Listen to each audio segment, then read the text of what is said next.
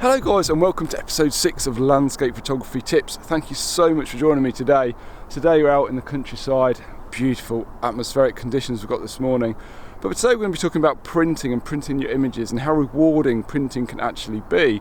So there's nothing better than, after a long shoot, you've spent ages scouting that location, you've taken the photo, you've got back and made a beautiful edit, and to hold something physical, something tangible in your hands that you've created is so rewarding. So today I'm going to take a couple of shots here, then we're going to go back and edit those photographs and then get them to the printing stage. So we're talking about printing at a lab and also printing at home, and more specifically printing on the printer that I've got, the Canon Pro 10S. But yeah, it's pretty much the same process for all printers, so it doesn't matter what printer you've got, you'll be able to follow along with this. So let's take this shot now, we'll get back to the studio and we'll take a quick look at the edit and go through the printing stage. Wow, what an absolutely beautiful morning that was. That mist and fog was incredible, and the light as well was sublime for a good few hours. So it's quite unusual for the fog or mist to stick around until sort of 11 o'clock here where I live, but yeah, it really was good, and because it stuck around for so long, it gave me plenty of time to take a few different shots, something you don't normally get to do in those conditions. So I was really pleased with that, and yeah, quite pleased with some of the shots I got as well. So we'll take a look at those in a second. So like I said, printing is so rewarding. There's it's so great to be able to finally hold that image in your hand and display it on your wall or put it in a photo box, keep it, something to look back on. All too often, our digital images just get stored on a hard drive. We maybe change computers, we put them on a different hard drive, and they just seem to get lost. We never look at them, so it's great to actually be able to see all your endeavours and hard work on a piece of paper, something that you can mount on the wall, or like I said before, store in a nice print box. I use these nice print boxes. I've got one for my family shots that I've got, and I've also got one for my landscape photography prints. They're all A4, and I just pop them in there, and it's great. I can just take them out whenever I want to take a quick look at them. It's really nice and really rewarding, and it helps to inspire me to get out and shoot more as well for myself, which is brilliant. So let's talk about lab and home printing. Now, I do both, and I've done lab printing for many years. And the outcomes are very similar, but the workflow and the whole process is a lot different. Now, lab printing is great for many reasons. It's quite cost effective, although it does cost a bit in shipping, whereas home printing probably works out a little bit cheaper over a period of time. But then obviously you've got the outlay for the printer, the paper, the ink, reprints, all of those different things. So there's pros and minuses for both, and I actually do both, and I will continue to do both. So I use lab printing, and I have done, since I started being a professional photographer for my wedding and portrait clients. Now, why this works for me is because I can edit my photos and send them straight to the lab, and they will ship them straight to my clients, deliver them to my clients. And I just do not have to worry anymore about that. I know that they're going to be delivered, and having that very close working relationship with the lab works really well for me. So that is great. But for a landscape photo, for example, you might want to do a test print. Get that, take a look at it before you maybe print it at A3 or A2 or something like that. So obviously you've got to pay shipping on that test print. That comes back to you. You might want to make a few tweaks to it. You've then got to pay shipping again to get the next print. And if you're going to go for the A2 one, you're kind of hoping that that's right. Whereas if you've got full control at home, you can make those minor tweaks without having to pay all that shipping and messing about. So what I tended to do was get all of my test prints done in one batch. So I'd wait till maybe the end of the month or something like that and get, say, 5 or 6 test prints done. So I'm paying shipping on those, take a look at them. And then the following month, if I wanted to blow any of those up, when I come to do my test prints the next month, I'd order maybe one of those at an A3 or something like that if I want to put it in the wall on home, or if I wanted an A4 one for my print box. So yeah, that was my workflow, so like you're talking like probably a couple of months by the time I'd actually got my finished print. And the workflow really, so it's a lot of messing about, and obviously paying unnecessary shipping, which obviously isn't eco-friendly either. So yeah, I think for me it was the right time to purchase a printer, and I'm really pleased I have done. I've absolutely thoroughly enjoyed it, the whole process, taking complete control, and being able to print my images at home, and obviously I'm finding that the quality is just as good, or if not better, than what I'm getting from the lab.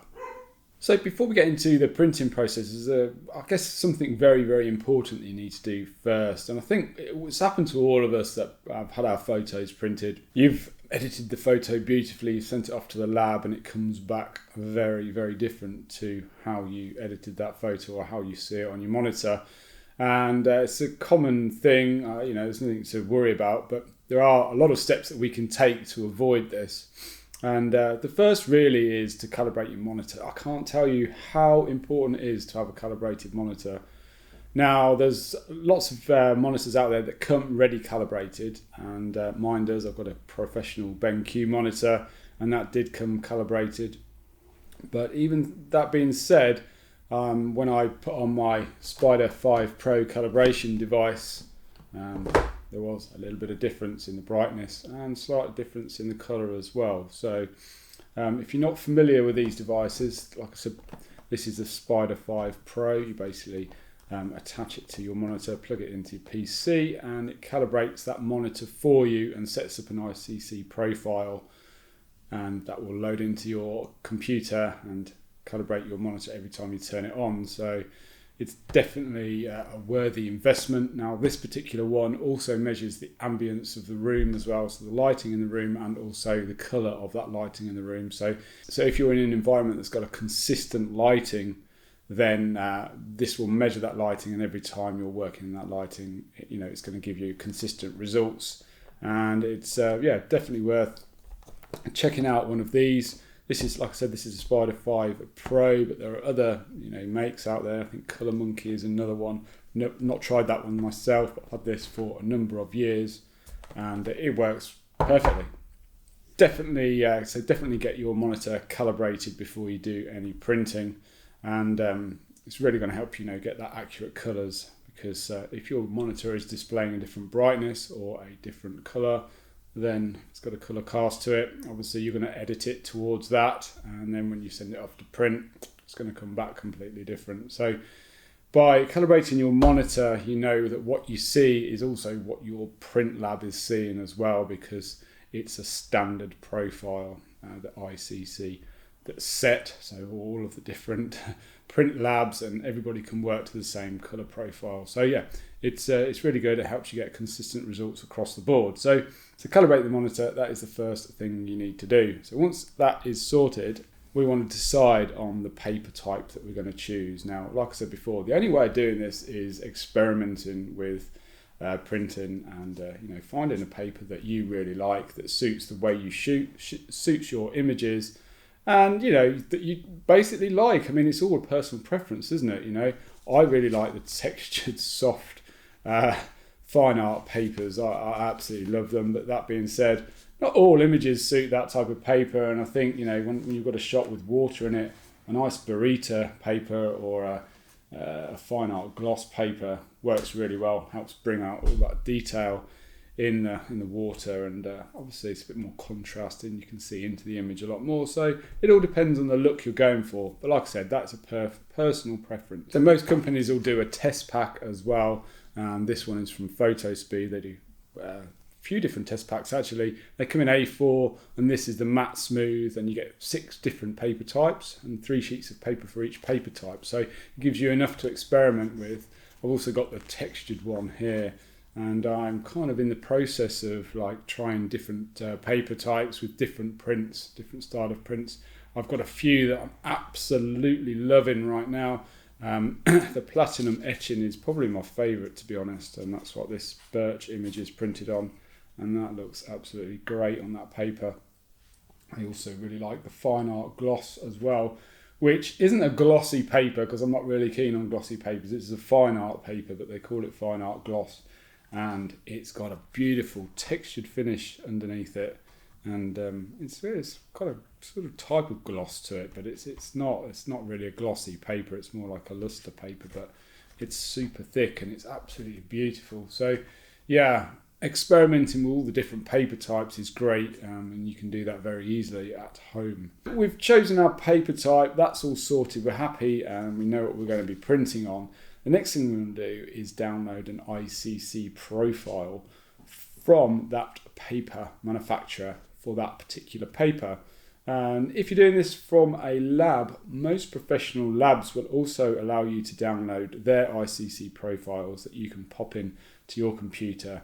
And basically what an ICC profile will do, it will basically help you when you come to the soft proofing stage, because each paper type is slightly different. They all hold colour slightly different. Some papers are warmer than others.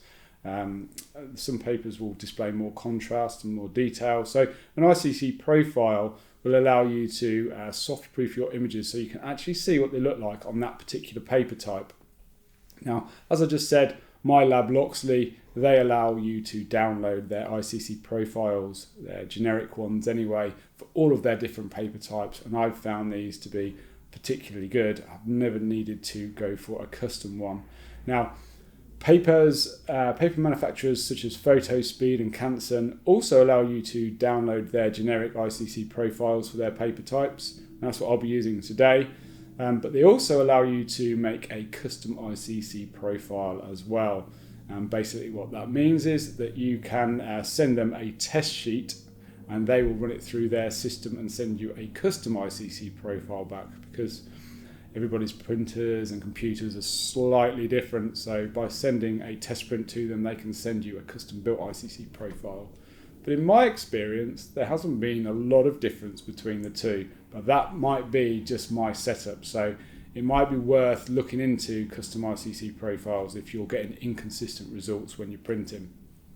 But today we're going to be using the generic ones because, like I said, I haven't noticed that much difference. So let's head over to the computer now, and we're going to talk about soft proofing and also printing the images. Yeah, I'm going to be printing this image today of these two birch trees, and I really like this shot, but I'm also going to make a couple more prints as well while I'm at it. We're going to be printing this image as well, which is another misty shot from just around the corner from that last shot, and you can really see the golden leaves in these birch trees. And then my final shot will be this shot of two oak trees where the light's just pouring through and all this gorgeous mist is kind of making shafts of light appear through the leaves, and it's really nice. I like that too. So as you can see, I've made a few tweaks in the basics tab, but nothing hugely out of the ordinary for this image. Yeah, the editing process is always going to vary depending on what image you're editing, but it's the next stage really which is quite crucial to getting this to a printing stage. So what I would like to do is come down to the soft proofing button here and just click on that, and it's going to create a preview for us. And that is going to allow us to create a proof copy. So if we go up to here, create proof copy, it's just going to drop in a virtual copy of that for us. And what I normally do is just set my color label to blue for my print proofs. And it just a quick and easy way of being able to tell which ones are my web edit and which ones are my print edit. So I've color labeled this, and what I also do as well is create a smart collection for all of my images which are color labeled red and blue. So I can go to that smart collection and I've got a whole collection of print ready files, and I can get to them really quickly. Now if we come up to the profile section here, as you can see at the minute it's set to Adobe RGB. Now we can click on that and we can click on other, and it's going to bring up all our installed profiles. Now like I said before, if you install an ICC profile from a color from a paper manufacturer, it's very simple. Just download it from their website and right click install on the profile, and you'll be able to see your selection of ICC profiles when you click on that. And we're going to be using the platinum etching today, so I'm going to select that and press OK. Straight away you see how much difference the image is now, and this is displaying the image, what it will actually look like on that particular paper. So yeah, now we can make a few adjustments if we need to, and I'm actually really liking the way this looks right now. But what I generally do when I come to soft proofing is just boost my exposure very slightly and my sharpening very slightly, and I tend to do that on most prints. So I'm just going to boost this ever so slightly up to around about there. I'm just making sure I've got no clipping or anything. So, maybe just a little bit more. That's perhaps too much. Yeah, somewhere around there. And then I'll just tweak my contrast ever so slightly. Just bring that up a little bit. And then I come down and I boost my sharpening, normally around about 10 for a woodland photograph. Now, this is going to vary depending on your style of editing. I don't like to over sharpen my images. I like to keep them quite sharp, but not overly sharp. But again, that's just a personal preference. And to be honest, I can now see what that's going to look like on that particular paper. And right now, I'm really liking the way this looks. We can take a look at the other one by doing comparison view. And let's just bring up comparison view, and we can drag a photo, and there you can see our original file, and this is our print ready file with the ICC Profile Platinum etching. So yeah, both looking fairly similar now, just with those little tweaks that we've made, and I'm really happy to get this printed now. So I'm just going to open up my printer, and I'm going to pop in the A4 sheet of platinum etching from PhotoSpeed, and I'm going to get this thing printed. So there's a couple of ways you can print now. If you have a Canon printer, you can use Print Studio Pro. So if you go up to File, plug in Extras, and click on Canon Print Studio Pro, that's going to open up the plugin. Now you get the plugin when you buy the printer, and this really simplifies the process of printing on a Canon printer. And as you can see here, we've got our selected printer, we've got a matte photo paper, and we need to install the ICC profile. And we just need to find it, platinum etching. I'm going to click on that. Enable soft proofing. Again, that's showing us what it's going to look like. The layout. Now, I always keep my top, left and right borders around about 10mm. Well, as you can see there, 9.55 and 9.64, but it's so marginal you'd never be able to tell the difference. And when it's in a matting anyway, that'll all be hidden. But yeah, the bottom, you can either trim it or leave it at that, and again, you've got room for your signature and everything like that there if you're signing it for somebody. So literally all that's left to do now is to click on print, and yeah, let's get this bad boy printed. So while this print is being made, I thought it would be great to quickly make another print, and we're going to print this one in Lightroom as opposed to going into Canon Print Studio Pro. So I've already brought this into the soft proofing. I've decided I'm going to print this on a burrito paper. As you can see here, I've selected my burrito ICC profile. I've also made a few tweaks to this just to save a bit of time. Again, I've increased my exposure slightly, boosted my contrast, and just increased the sharpening a little bit, and that looks really nice now. So yeah, that's pretty much ready for printing, and I want to go up and select print now as opposed to bringing up Print Studio Pro. So this is Lightroom's printing studio, and it's very similar really. For our media type, we want to select matte, and then profile managed by printer, we want to click on burrito, and that is going to give us our burrito paper. Paper's all in, burrito paper is in, and I'm going to go ahead and print this image.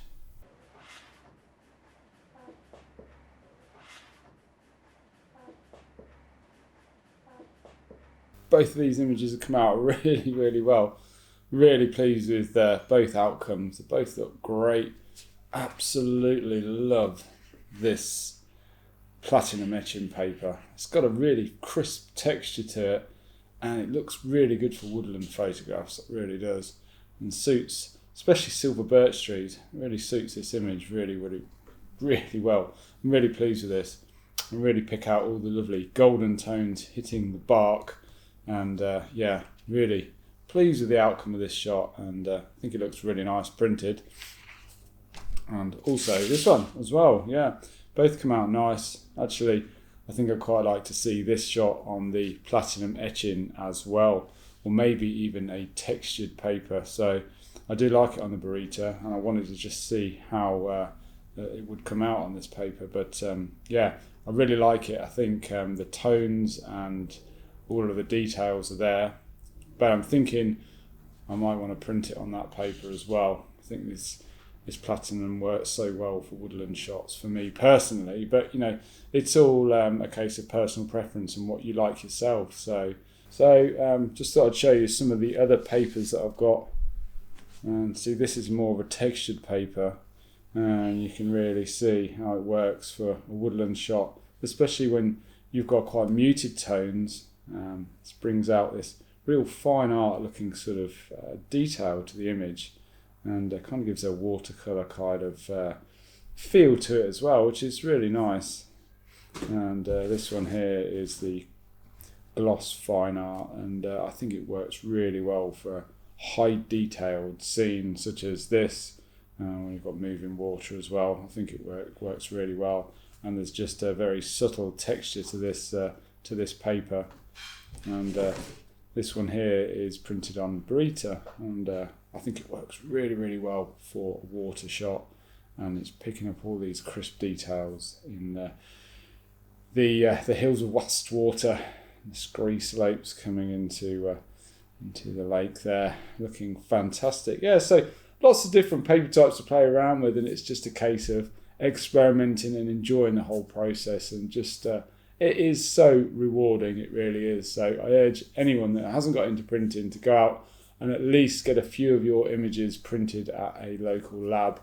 Try and get those ICC profiles from them, and enjoy the whole process.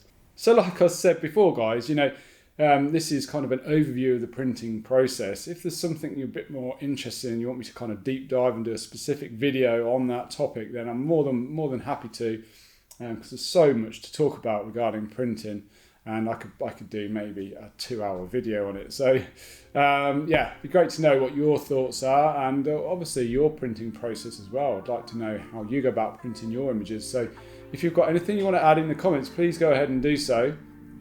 We'll be back out shooting some landscape photography next week, which I can't wait, because the autumn colours are really coming through now. So yeah, really looking forward to getting out and shooting next week. So thanks for everything, guys. Hope you enjoyed it. Hope you got something from it, and I will see you next week. Take care.